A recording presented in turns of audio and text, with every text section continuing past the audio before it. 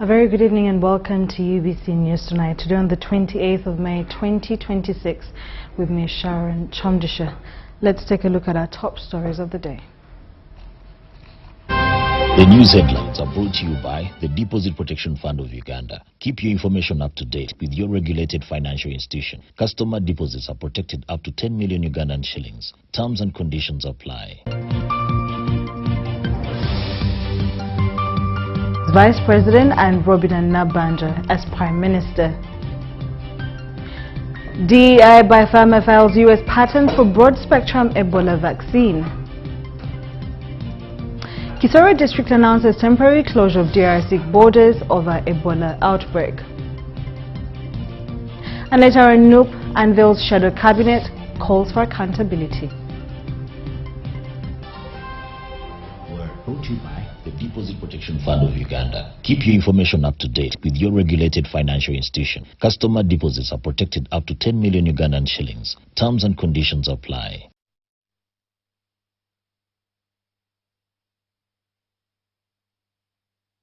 We start off with several business and residential structures that have been demolished in Kawala 1, a Kampala suburb, over widespread encroachment on drainage channels and protected environmental zones. The exercise was carried out by NEMA Environmental Protection Police Unit, together with other sister agencies, to intensify the crackdown against environmental degradation, as we're about to watch in the story. By 9 a.m., heavy security deployment was mounted in Kawala 1 to enforce the restoration exercise against illegal encroachment on the protected environmental zones of Rubiji. Several structures were brought down, including residential houses, kiosks, shops, and other business establishments constructed along drainage channels and environmentally complex zones. The operation, which left several residents and business owners torn down, forms part of the government efforts to restore degraded ecosystems and address the growing challenge of flooding in urban areas. We continue to condemn this. If they are saying that they are preserving wetlands, let the wetlands be considered at all levels, not segregating people. According to NEMA, the operation follows several notices and warnings issued to illegal occupants in Lubiji wetland. Restoring environment to get the greater good of ecological services that come along with improved environment, there may be occasional pains. But we ensure that we mitigate them. We try to be as humane as possible.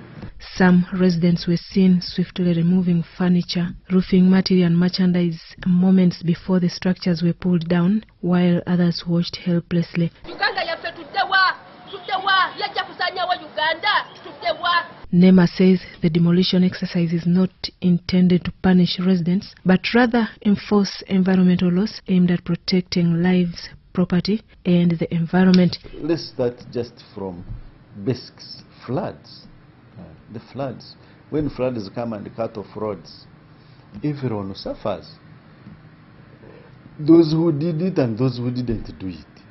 So when we protect and restore the wetland, even if you hate me, you are hating me for nothing, because I'm doing it for your own good, for the good of the country, for the good of all of us. Nonetheless, the exercise sparked frustration among residents and business owners, many of whom accuse officials of leaving them homeless and economically devastated.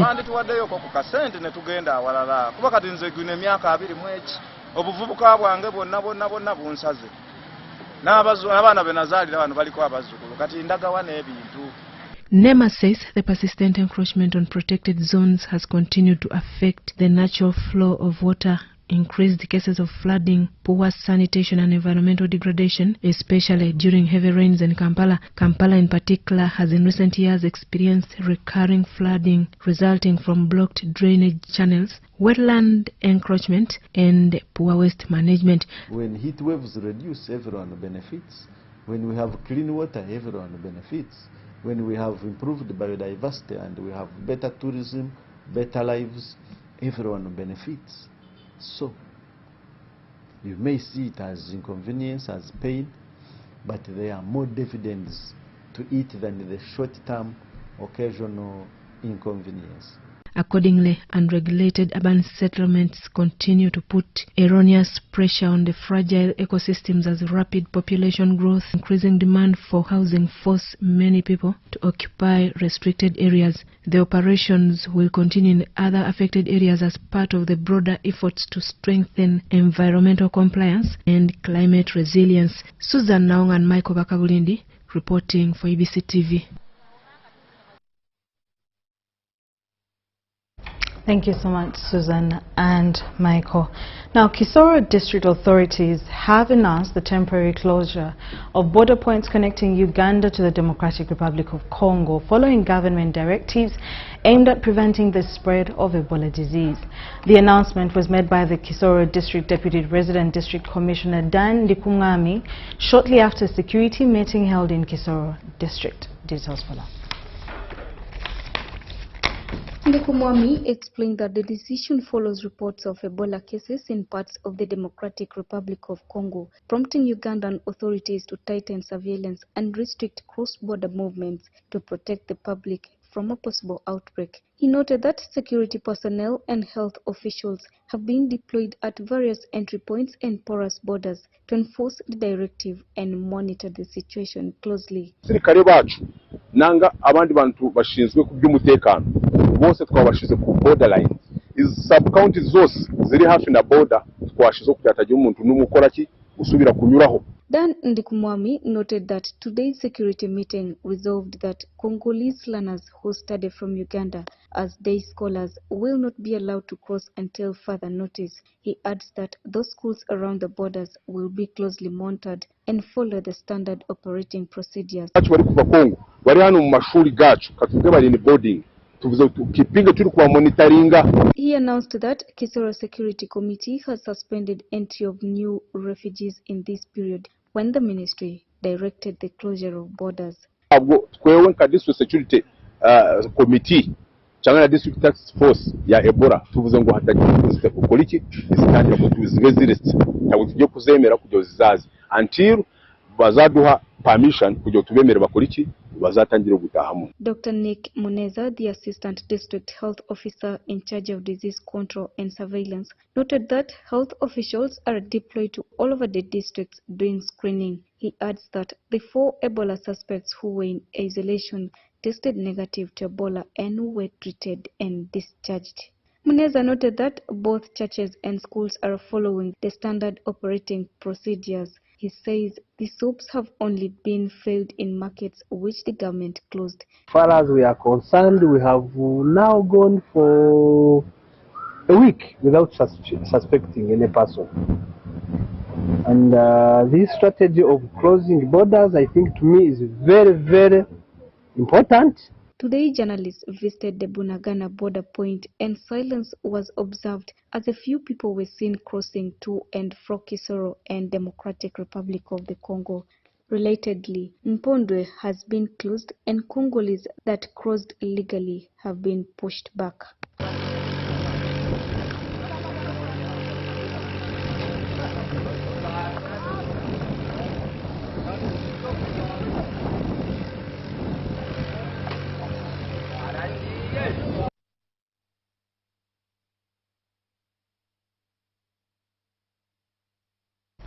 Following her recent reappointment as Minister, Mayuge District Woman Member of Parliament, Rukia Nakadama has praised President Yoweri Museveni for giving her another opportunity to serve.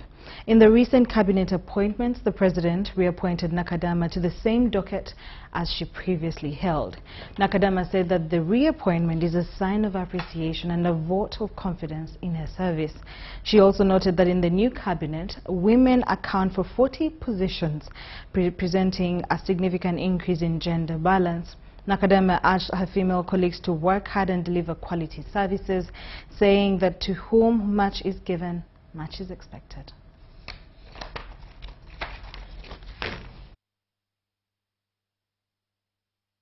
Been in Parliament since 2001, and it is one term that I lost, but later they said, please, it was a sabbatical leave, come back.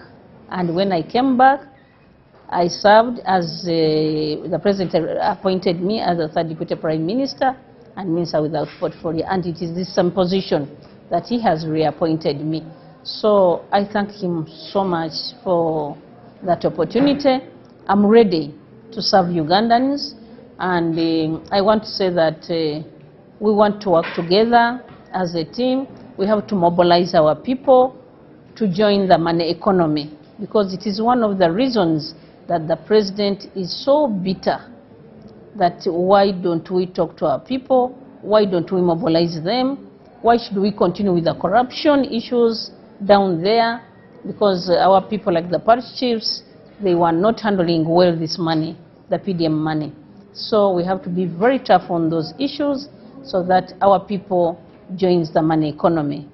Of course, I call upon all the women who have been appointed in these positions to perform better in case of any other, in case there is something that has not been doing well. We request, or I call upon all of them to perform well. We perform better so that we can maybe even exceed the men, because the men, we are exceeding the women. So we can perform better so that we can, the numbers can even go higher than the men. Thank you.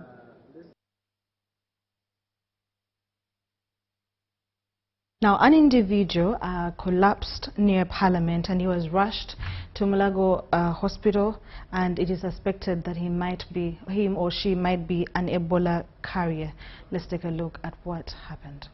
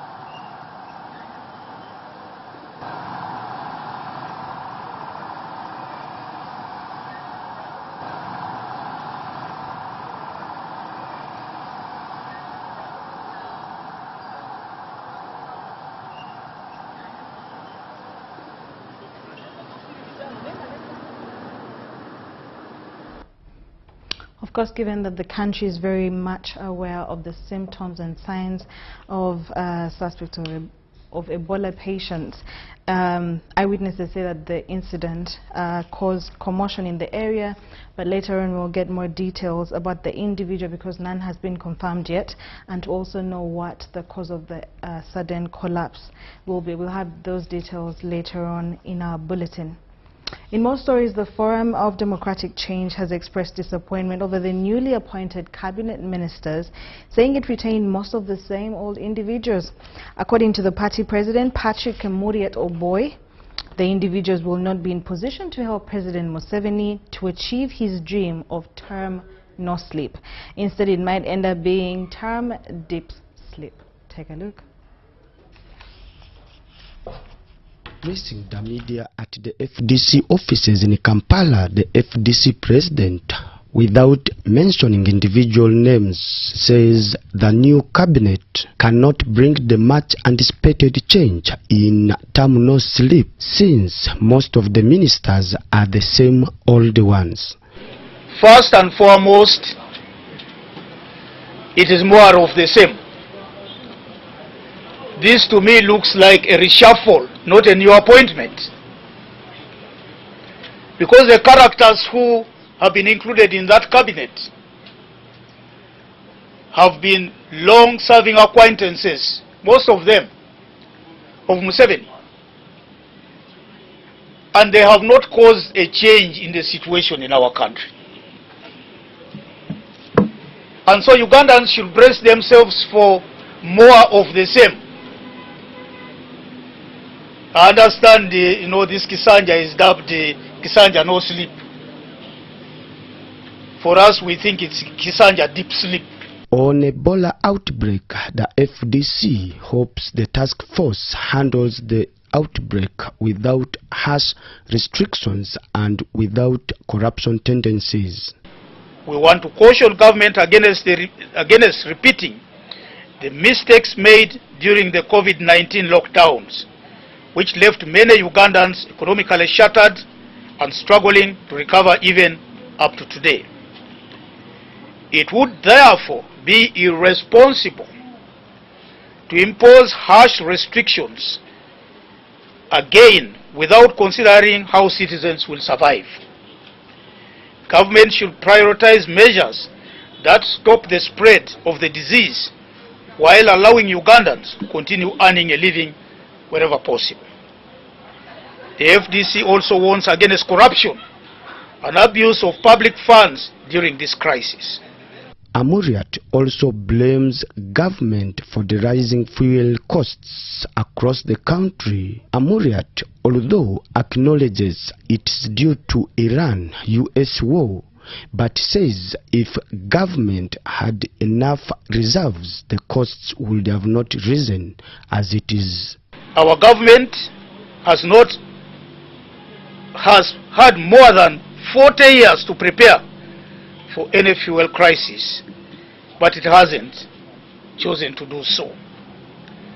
Whereas Uganda may not be able to control these international price escalations, any functioning government maintains fuel reserves enough to sustain the country for at least 6 months without price increases even as global prices rise.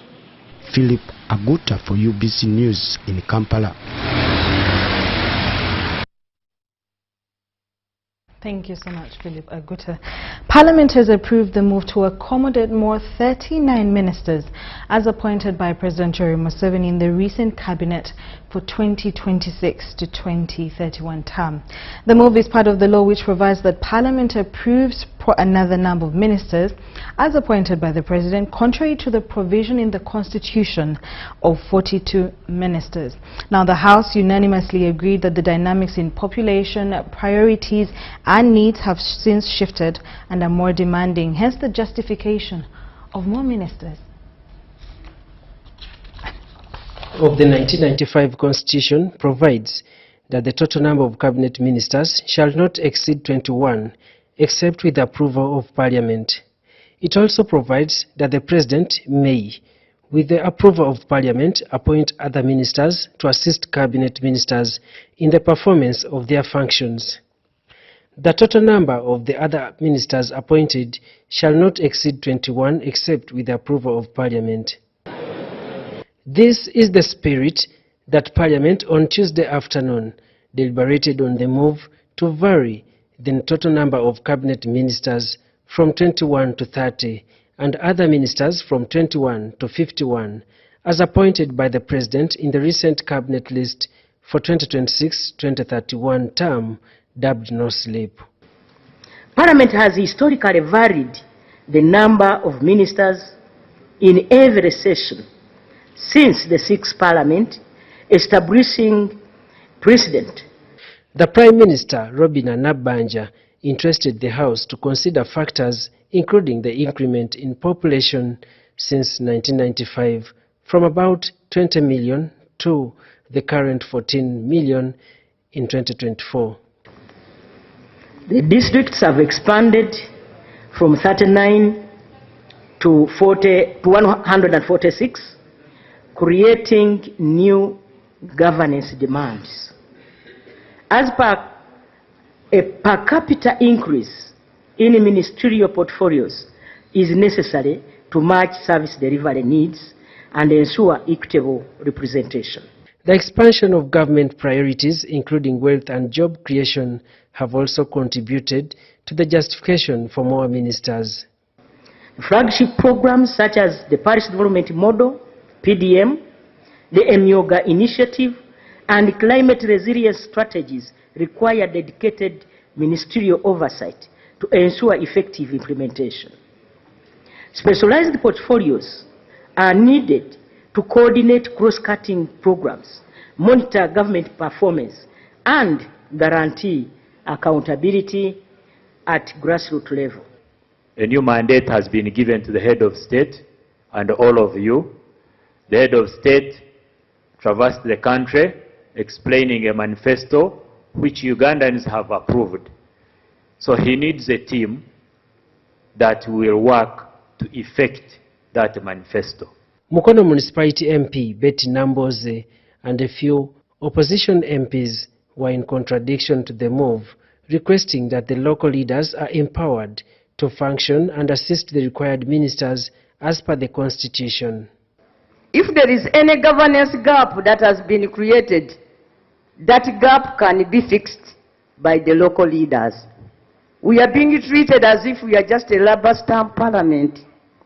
I want to appeal to colleagues that for the first time in the history of this country, let's for the first time stay this motion. If rationalization, the objectives of rationalization were to be achieved, any variation should be that probably this time round, the Prime Minister is before this House to cut down on the number of ministers as were presented in the previous Parliament. Right, Honourable Speaker, are we proceeding well? While concerns about cost and duplication have been raised, Uganda's governance demands are unique, and our Constitution the Constitution provides for this adaptive approach. The House, chaired by Speaker Jacob Oboth, sided with the majority, approving the number of cabinet ministers to 81. Those in favor say aye, and to the contrary say nay. The ayes have it. Meanwhile, the vetting of the appointed ministers has been placed on Monday next week. This follows the move by the House, which agreed to constitute the members of the Appointments Committee. Parliament was also notified of the new leader of opposition, which is Joel Senyonyi, who bounced back, having served for 2.5 years in the 11th Parliament. Why has that place become a bottomless pit? Why do they not finish constructing that place so that members don't sit on their laps? Especially because money is appropriated. It would be a different thing if somebody was saying there is no money available, but money is passed here. At one time I said, look, can we stop passing this money? But the money is appropriated, work doesn't happen. Meanwhile, Parliament spends billions of shillings to rent office space. Within 2 weeks, the clerk will give me the status report on that building and what needs to be done and when it's going to be completed. And I'll report here. So the business committee has to work. We are going to do what they call resetting the factory default. Thank you very much. Daniel Mugoya, Gloria Gwitabinji, UBC News.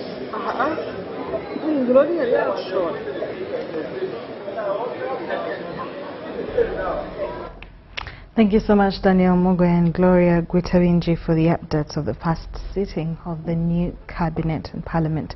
Now, the Democratic Party leadership is set to embark on consultative engagements in the form of meetings, conventions, and political rallies over the next 3 years as they work towards establishing the best framework for the party.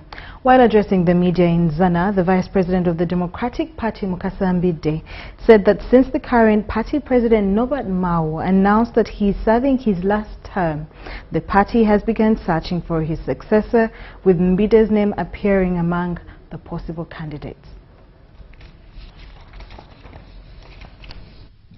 The Democratic Party is a party whose rules are rooted in history, and some leaders say they can rely on its historical foundation to chart the best way forward. The Vice President of the Democratic Party, Mukasa Mbide, said that whatever the current President, Norbert Mao, is doing, he's doing as an individual because the cooperation agreement they signed with the ruling NRM party expired. However, the party will not crucify him for his mistakes. Therefore, when you have a brother who is comfortable just being appointed from position to position without any fundamental provisions that take care of the aspirations of the And the opinion is in our manifesto as the Democratic Party. No consultations are done. I recently saw he fidgeted by writing a letter to President Museveni. I know, Muzei, you know, your Central Executive Committee is going to sit. Please consider me so that I come and address you, so that I can become Speaker. Mbide emphasized that the problem lies in the failure to implement the cooperation agreement with NRM and not the agreement itself. The NRM, because of this conduct, zeroed down to one principle, that probably this agreement was meant to provide employment opportunity for one signatory.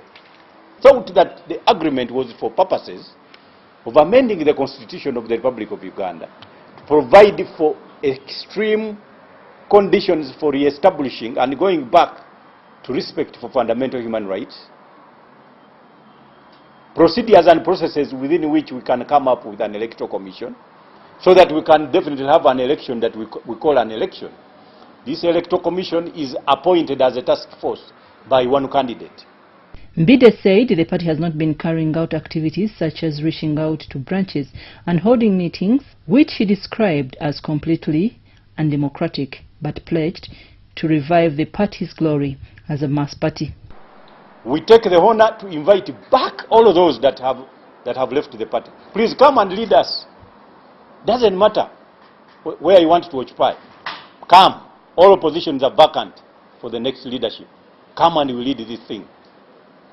Don't go away. Our president is proud that he is a member of parliament and that those that didn't win their positions of authority are veranda politicians. So, let us commence a veranda politicians fraternity. He said the party president made his mistakes and it is now time for the rest of the DP fraternity to make their own decisions collectively. He's set to lead the party in starting consultations through which they will come up with a list of possible replacements for Norbert Mao, who said he's serving his final term. This seat is considered vacant, at least for the next election. And two, that I am running a process of sourcing for the next leader of the Democratic Party. We are going to come up with a list, and I am number one on that list. Meanwhile, Mbide commented on the current breed of legislators in the 12th Parliament, saying they are more or less live voters and that real legislators were voted out. I'm Nafka Farida, reporting in Kampala.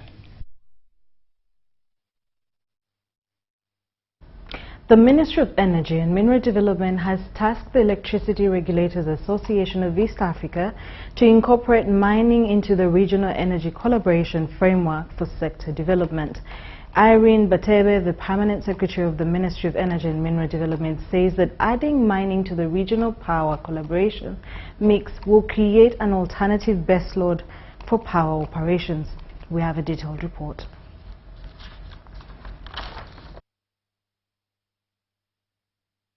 While convening the 31st Executive Council meeting and the 18th Annual General Assembly of the Electricity Regulators Association of East Africa, the Permanent Secretary at the Ministry of Energy and Mineral Development, Irene Batebe, highlighted key infrastructure developments aimed at enhancing regional power trade. We have also started discussions with the Democratic Republic of Congo, where we will be supporting supply into Goma, Beni, Butembo, among other areas on the DRC side. We are already trading with Kenya. On our side, we are working to enhance our transmission infrastructure. We are going to strengthen the Jagali, Tororo, Lesos. The association has been tasked to integrate mining into its mandate in order to strengthen the energy mix and harmonize the licensing framework across member states. Mining as part of their mandate to complete the picture around energy security. The mining sector is extremely important. It unlocks demand for power that goes to enhance the work of the association, but also it provides critical raw materials that will support the energy sector, but also petroleum, transformers from copper. The collaboration among member states is also expected to enhance the adoption of renewable energy within the region. We want affordable energy, we want stable energy, and we want fairly priced energy. So, and that's what each member country is aspiring to. Through shared learning, benchmarking, and coordinated regulatory approaches that improve sector performance and sustain investor confidence. Member states are further focusing on strengthening petroleum infrastructure and finding regional solutions to common energy challenges. Have the legal frameworks between the region, the East African region, to be able then to come up with a synchronized tariff system. Indeed, one unit as East African community when pricing, so that we do not have to destabilize the neighboring community. So we do affirmative action in order to also factor in that very important aspect of the neighbors. The association is strategizing on the harmonization of regional power tariffs and the development of cross-border regional power markets.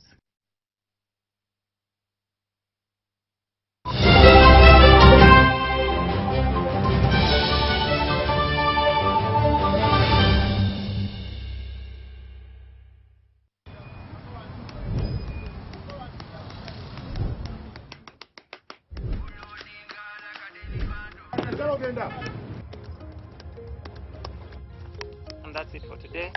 Till the next episode.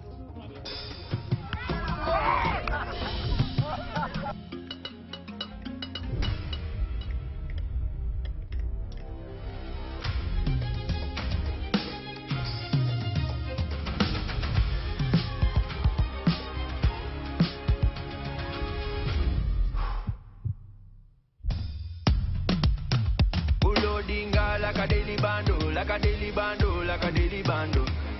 Omuliro nguwulira muli mu mutima kukankana like drums. Kalakata, kalakata, enendungu ya kusabula. Mikono juu, free on fire, free on fire, free on fire.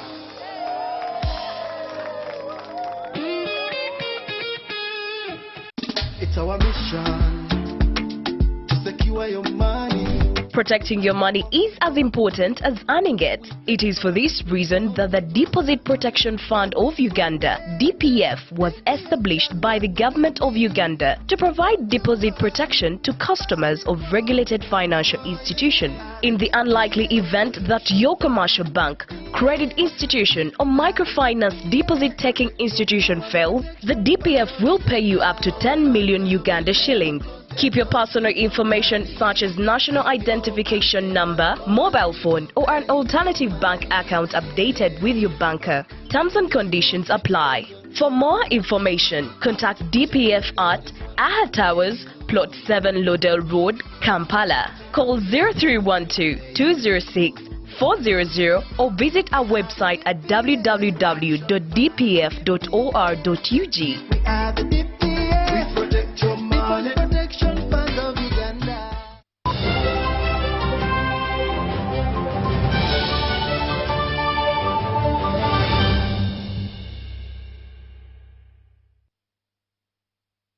You're still watching UBC News Tonight with me, Sharon Kyomugisha, and in more stories, government has been urged to strengthen recruitment and retention of skilled workers to address growing staffing gaps in the public service.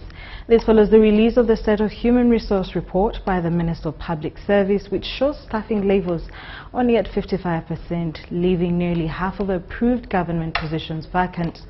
The report cites major shortages in the health and education sector and warns that rising retirements and low recruitment could further affect service delivery. And dissemination of this report demonstrates government's continued dedication to ensuring that decisions relating to human resource management are informed by credible, timely, and comprehensive data. The Ministry of Public Service remains committed to providing strategic leadership in human resource management through the development of policies, systems, and institutional frameworks that support an efficient, effective, and professional public service. local governments are operating at only 57% capacity. We've seen the overall staffing at the national level is at 55%. Local governments slightly above at 57%, but this is not good. Because we are saying that at least the minimum staffing levels in each institution should be at 65%. Report elaze nti emirimu kati egiri mu gavumenti giri 680,000 naye out of that emirimu abantu bebawadde emirimu just bali 337 that is 74,000. Ekiraga nti just ebitundu 55 kikumi bali mu service ekireka abantu ebitundu 45 nga tebirimu abantu abakola mu government. That means that the people who are being recruited are fewer than the approved positions. So kikosezza enkola y'emirimu kubanga kyetuyita service delivery abantu bakikola okugeza bw'obeera ng'ogenze mu ddwaliro nga wali weetagisa abakozi 5 naye mu kifo kino obeera ng'olina omukozi omu kikosa mu ngeri nti omuntu oyo ajja kukoowa ajja kubeera ne workload pressure.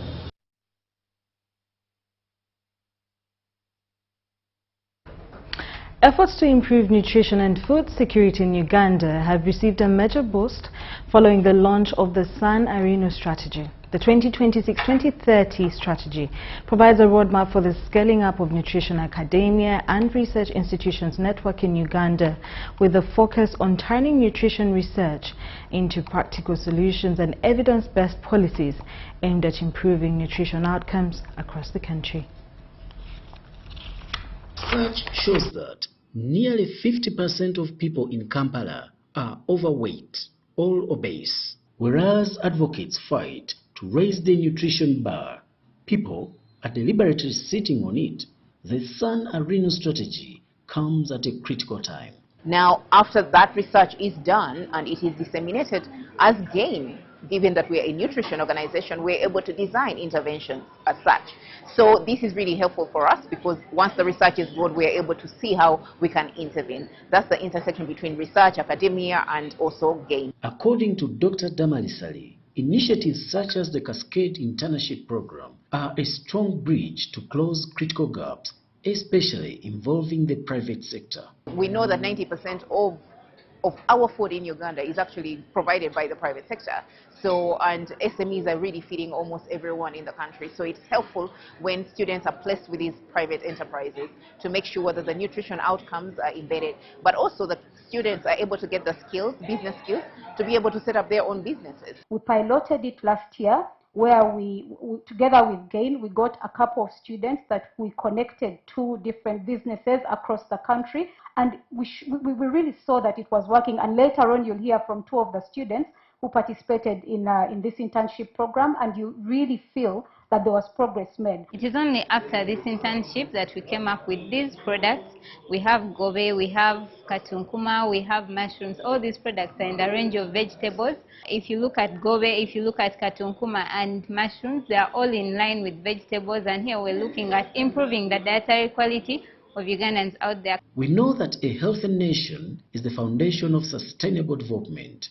Dr. Peterson Katochkomiko highlights how the San Arino strategy aligns with the nutrition agenda of the nation. Uganda currently has the 4th National Development Plan, and that 4th National Development Plan is putting human capital development key, and nutrition is also looked at as a key contributor to national development. But if nutrition is a key contributor to national development, we as academic institutions and researchers, how do we contribute to that? So this strategy kind of streamlines the different actions that academia and researchers are going to undertake. Behind every great plan are great contributors and think tanks driving major milestones such as the San Arino strategy. First of all, the Office of the Prime Minister, Minister of Education and Sports, we have the Cascade project which supported development of the strategy. GAIN has supported the launch of the strategy. UNICEF, WFP, World Health Organization. We have the Sun Business Network, private sector, so we work with them.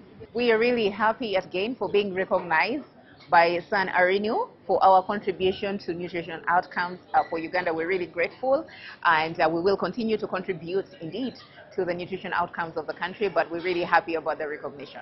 By linking research, education and practical solutions, Uganda can close nutrition gaps, boost productivity and build a stronger, healthier future for generations to come. Chris Biondo, UBC. Thank you so much, Chris Biondo.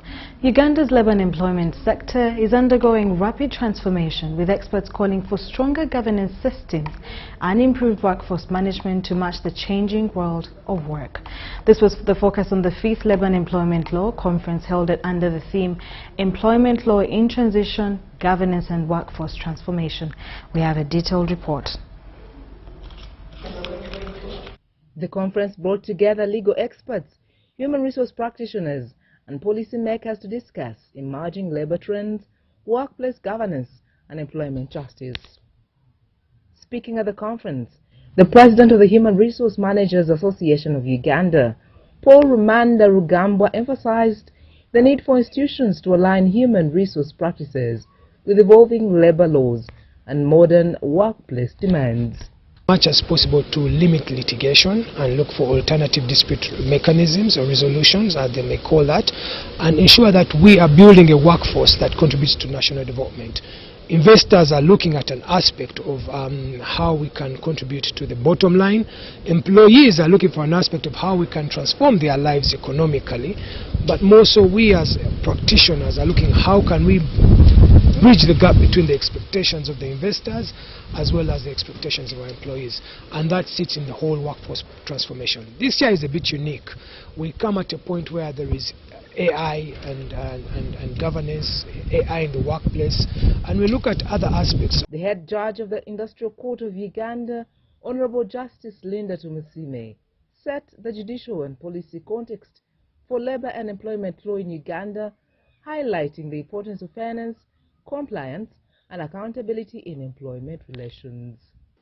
We must move together to create the required legal framework and institutional framework that will enable courts execute their role in enforcing labor rights in this rapidly evolving world of work, and in so doing, ensuring enforcement of good governance. Meanwhile, the keynote speaker, Honorable Justice Monica Mbaro, Principal Judge of the Employment and Labor Relations Court of Kenya, delivered a presentation titled "The Courtroom as a Boardroom Mirror: What Employment Judgments Reveal About Workforce Management." Justice Mbaro noted that many workplace disputes reflect gaps in leadership, governance and employee management, urging organizations to adopt transparent and people-centered workplace policies. The growing prominence of alternative dispute resolution within labor relations also reflects an evolving understanding of workplace conflicts. Litigation, while necessary, often represents institutional failures at the highest level. Many disputes could be resolved earlier through effective internal governance and grievance handling through mediation, dialogue, and restorative approaches. Participants at the conference called for stronger collaboration between employers, legal institutions, and human resource professionals to create productive and legally compliant workplaces. Sandra Kahunde, Robert Katamba, News Tonight.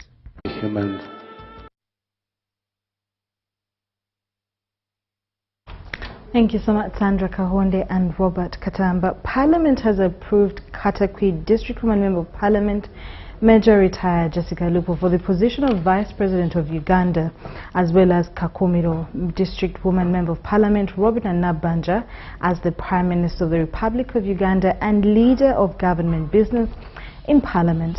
Legislators describe the appointees as women of valor, patriotic and capable leaders who have transformed Uganda for the best through their leadership over the past 5 years. This was during the maiden plenary sitting of the 12th Parliament held in the Parliamentary Chambers of Parliament. Take a look. Legislators of the 12th Parliament graced the August House in large numbers as it was their first plenary session in the parliamentary chambers. Some members of Parliament were seen struggling to find where to sit, with some standing while others occupied the public gallery. Notable figures, including former Speaker Rebecca Aitwara Kadaga, also appeared for the plenary. However, when the Speaker Jacob Maxson Zoboth entered the House, there was a sound system failure, which forced him to return to the VIP room, leaving members of Parliament displeased, while others stretched prayers towards the Speaker's seat. Minutes later, everything returned to normal, and Shema South MP Ephraim Kamuntu moved a motion for Parliament to approve the appointment of retired Major Jessica Lupo as the Vice President of Uganda. The nominee, Honorable Major Retired Jessica Lupo, embodies the qualities and experience befitting the high office of Vice President. Kampala Central MP Hajat Misa Kabanda and Soroti City West MP Calvin Echodu seconded the motion, highlighting that Jessica Lupo is a patriot and a diligent leader. The nominee before us, Honorable Major Retired Jessica Rose Alupo, is a leader of proven incompetence, integrity, dedication, and dedication. Abel embodies the qualities and experience befitting this high office. She is a humble, result-oriented leader, a Pan-Africanist. Parliament subsequently approved Jessica Lupo for the position of the Vice President after securing 325 votes.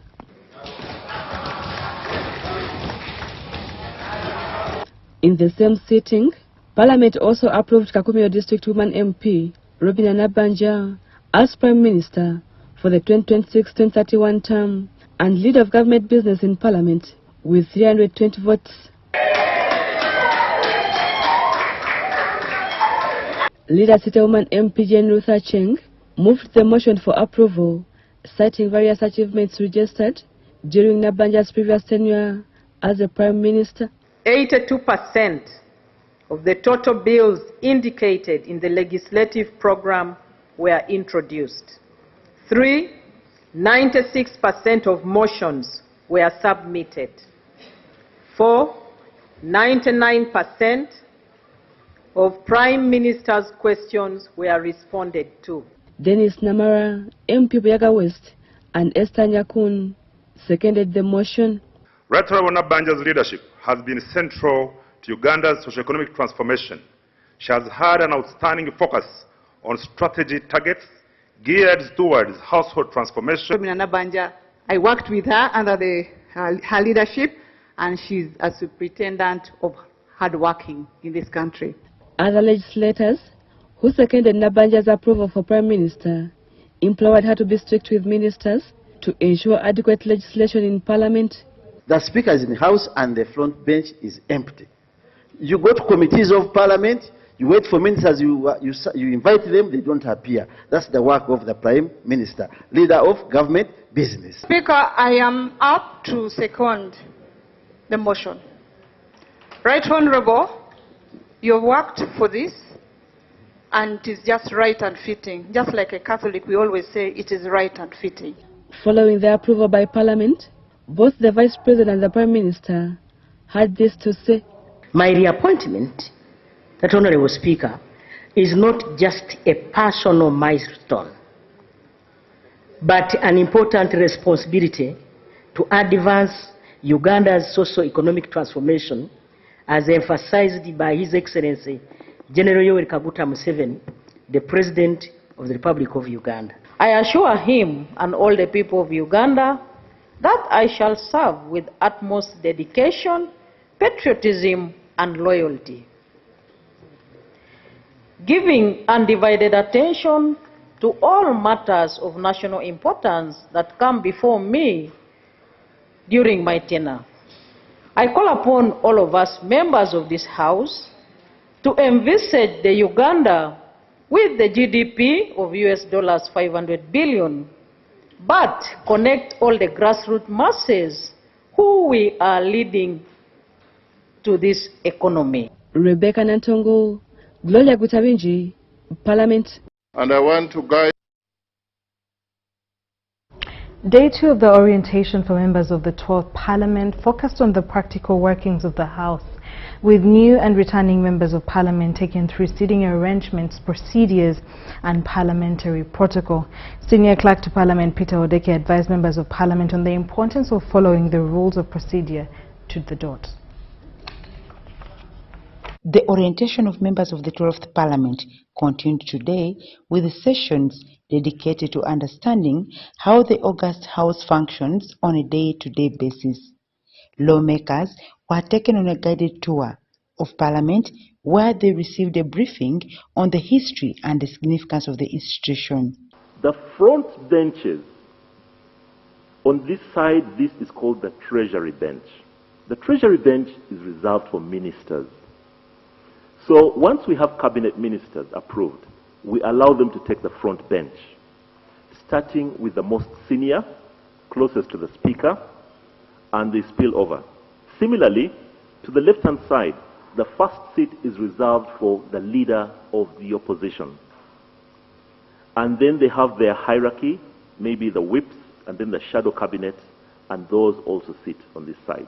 Inside the chambers, Senior Clerk to Parliament Peter Odeke walked the members through the nitty-gritty of how the House business is conducted, from debate proceedings to voting processes.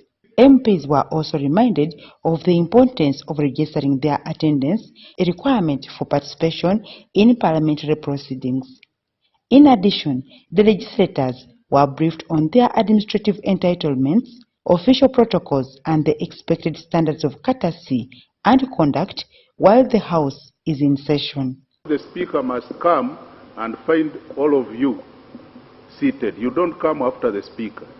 The Speaker should find you here, and then you rise, he gives communication, then the proceeding starts. Officials said the sessions were aimed at equipping members with the knowledge needed to effectively carry out their legislative duties as the 12th Parliament settles into business. The orientation program for the 12th Parliament is ongoing and is expected to cover more aspects of legislative procedure and governance, climaxing on Friday 29th May. Dorcas Kimono, UBC News.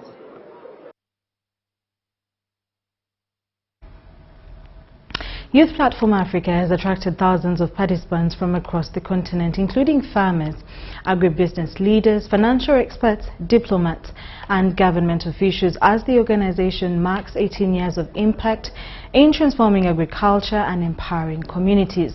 Founded in 2008 with only 21 members, Youth Platform Africa has grown into a network of more than 18,000 members across Africa, focusing on agribusiness development, particularly goat farming and sustainable agriculture.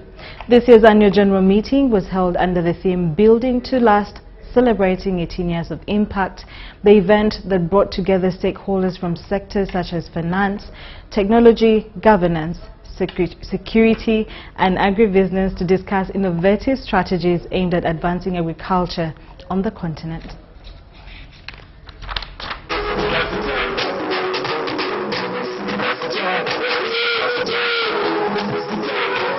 There's no way I can thank God enough, but I will request you to clap for God because He has been with YPA since day one. This is not our making.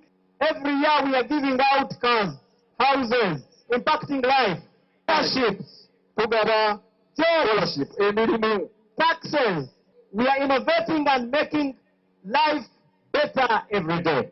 Speaking of which, also another car is going to be given out today. It means that the countries whose presidents have been fully represented here are already supporting and very well supporting the mighty YPA, and therefore, all of you, the members, let us celebrate together. Come himself to officiate and interact with you. I hope that time you will give even greater reports by showing greater achievements than the great achievements we are seeing today.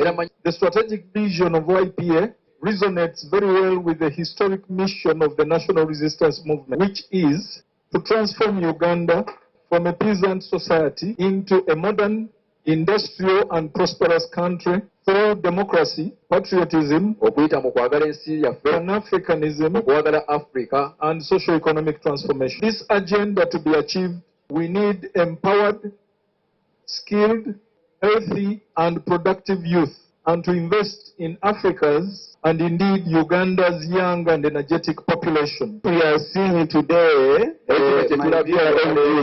the Managing Director for YPA calls for traditional leadership to unlock the potential hidden in its latency of customary land so that it can manifest into economic value. If we do that, we are going to create opportunities for partnerships like with the YPA, allow women to access land, and also the youths to access this land. So this head person has a task to ensure that they work in collaboration with YPA and lock that customary land potential to have a replica of YPA in Zambia. eri mu Zambia ettaka lyonna lye tubadde tutunuulira obutunuulizi tukakase nti livaamu ebibala. The plans of YPA as enshrined in that magazine shall come to fruition. Nti ebyo byonna ebiwandiikiddwa mu magazini eyo bigenda kutuukirira. And congratulations.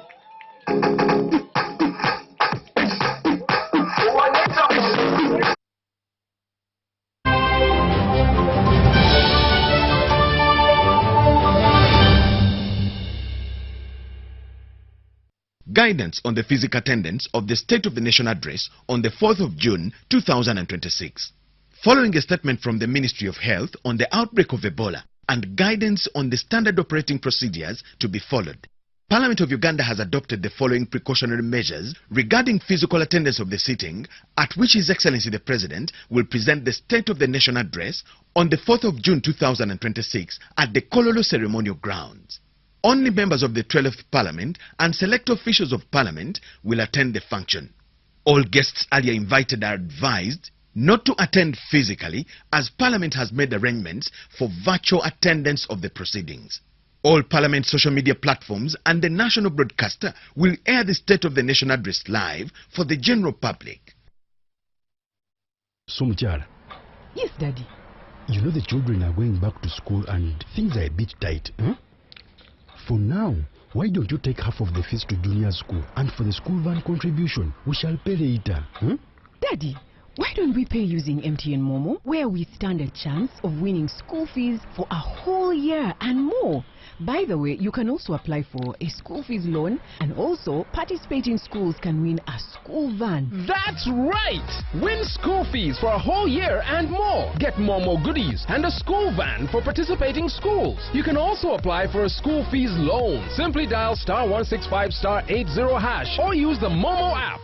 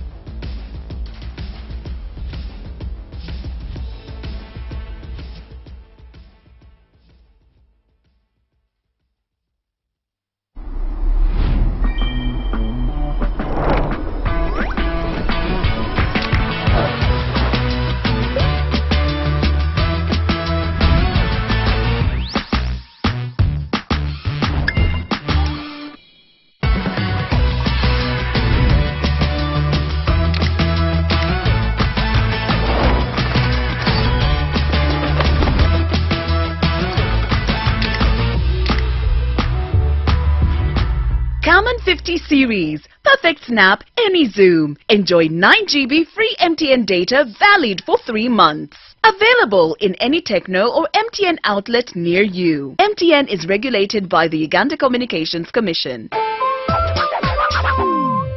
Are you looking for a home away from home? Then this is the place for you. My name is Chini Kaji, and welcome to Hotel Le Confidential. with 84 comfortable rooms where you can relax and feel safe.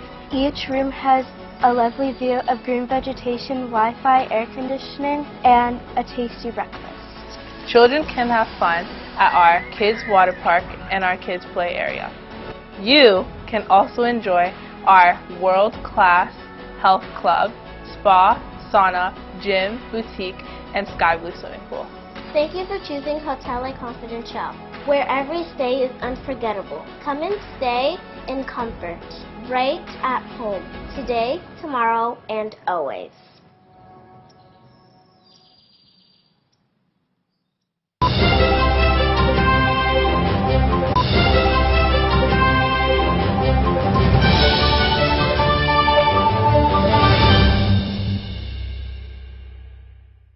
Guidance on the physical attendance.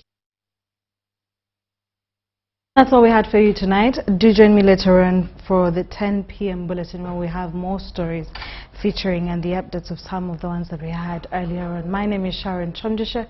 We'll see you later on at 10. Thank you.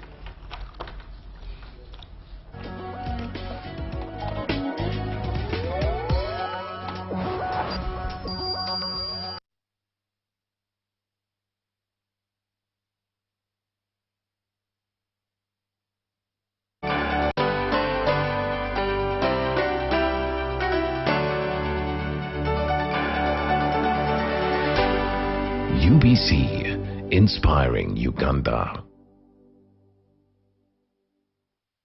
All right, let's now. Colgate is on a mission. It's kind of a big thing. Colgate Herbal uses traditional nature's herbs and combines it with Colgate science for healthy gums and strong teeth. Colgate Charcoal Gentle Clean cleans and polishes teeth for a whiter smile and a naturally fresh and clean mouth. Choose natural. Choose Colgate Charcoal.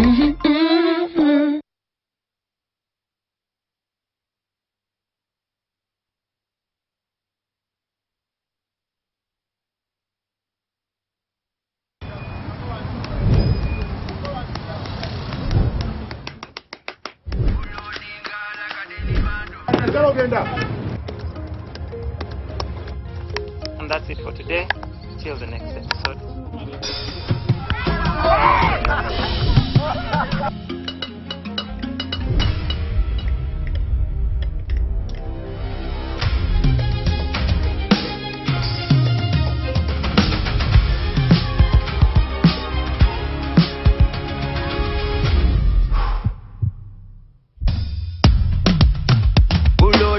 Like a daily bando, like a daily bando, like a daily bando. Omuliro nguwulira muli mu mutima kukankana like drums. Kalakata, kalakata, enendungu ya kusabula. Mikono